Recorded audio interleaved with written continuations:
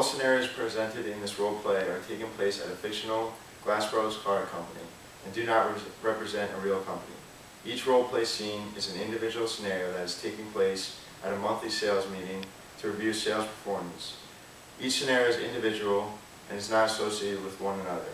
Please watch closely to identify the effectiveness of communication between managers and salespeople.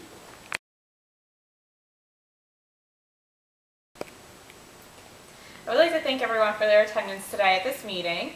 October was a great month for us here at Glassboro Cars. Everyone did an overall fantastic job contributing to the success of the company.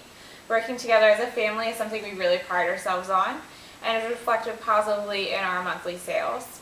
While each of you performed outstandingly last month, as always, we'd like to congratulate our employees with the highest sales. Because of the extra time taken to build relationships with his customers and ensure he had a sound understanding of what each individual customer is looking for, I would like to congratulate Brian for achieving the highest amount of sales this month. Congratulations, Brian. I would like to take Brian's personalized approach to the customer experience as a learning experience for all of us here, as it has proven its own success. Again, congratulations to you and good luck in November.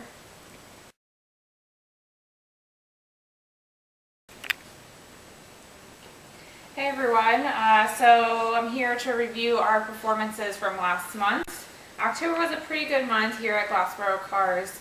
However, we have had better. I'm sure none of you would be surprised that Brian had the best sales this month. Once again, Brian far exceeds his coworkers and came on top. You should each take Brian's performance as a lesson to try to be more like him and increase your sales next month. See how completely different the two approaches to praise can affect employees? In the first scenario, the manager was able to effectively praise the employee while keeping a positive note for the rest of the team. In no way did the manager allude that any employee was more valuable or favored over another, and maintained respect and tactfulness throughout. In the second scenario, the manager was very ineffective. The manager clearly favored a high-selling employee and made sure that the other employee knew. In this scenario, the manager alluded that this was his favorite employee and told the other employees to be more like him. An effective manager would understand that employees are individual and need to be treated so.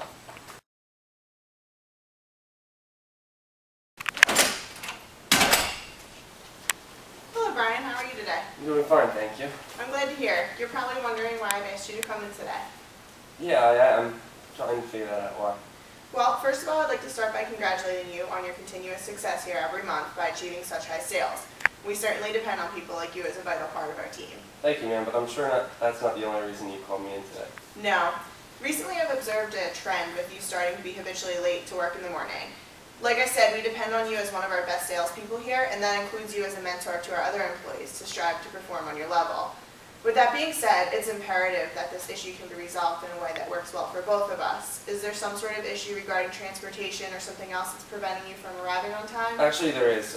Since my wife went back to work after her maternity leave, I've had to wait for the babysitter to arrive in the morning.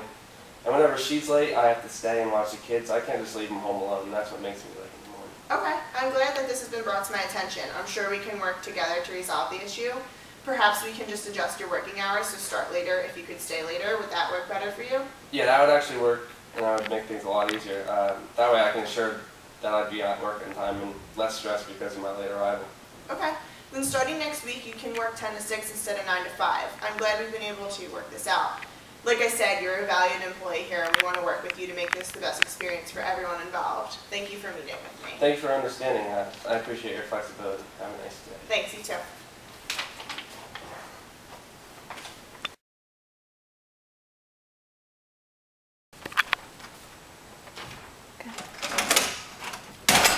Hey Brian, come here, I need to talk to you. Yes, ma'am? I notice more often than not you've been late to work and do not seem to care about the good of my business. Is there a reason for this? Yeah, I've actually been meaning to bring this up. You see, my wife... Your wife does not work for me. I'm not concerned with your wife's schedule. Your hours here are 9 to 5, just like everyone else's, and you need to be here at 9 a.m. sharp. I understand, but other people work 9 to 6. Is there any way I can switch with that to make things work easier? No, we have enough people on until 6, and scheduling is left up to me, your manager. You do not seem to have much regard for my company or the sales. This needs to change, and you need to start arriving to work on time. There are plenty of people out there right now who need a job, and I certainly will not deal with lateness. I pay you for 8 hours, you work for 8 hours. Do you understand? Yes, ma'am. Good, so you won't let it happen again? Go sell some cars. Yes, ma'am. Do you notice the differences in these scenarios as well? The manager in the first scenario handled the situation of employee lateness very well. The manager was sure not to play the blame game and jump to conclusions as to why the employee was late. The manager was sure to let the employee know while he was valued, the behavior could not continue.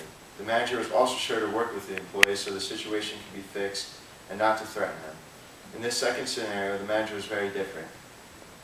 In this situation, the manager scolded the employee and threatens his job if the behavior continued.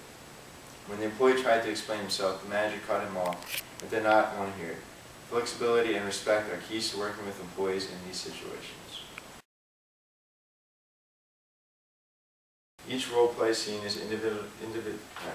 In the second scenario, didn't. The manager in the second scenario used the blame game and jumped to conclusions as to why the employee was late.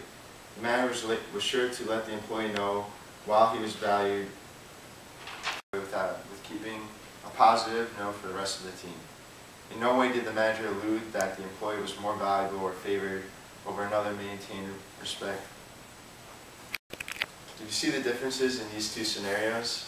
The manager in the first scenario handled the situation of the employee lateness very well. Wait, is it the right one?